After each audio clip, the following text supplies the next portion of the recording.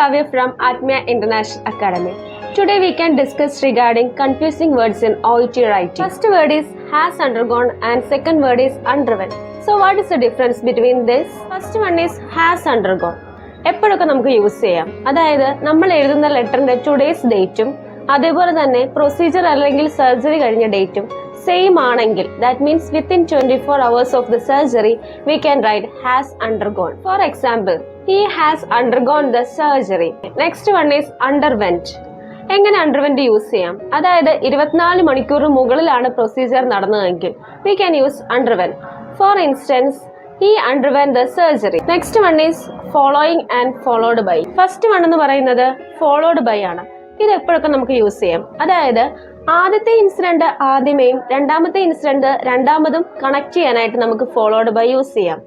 For example, he underwent the surgery followed by chemotherapy. ഈ കേസിൽ ആദ്യമേ സർജറിയാണ് കഴിഞ്ഞത്, അതിനുശേഷമാണ് കീമോതെറാപ്പി പെർഫോം ചെയ്തത്. Next following.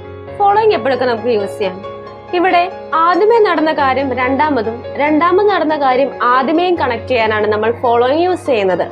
Four instance, he was admitted to hospital following an accident. Here, accident is the first thing happened and hospital admission is the second thing happened. I hope it's beneficial for you and I wish you all the best for your future. Thank you.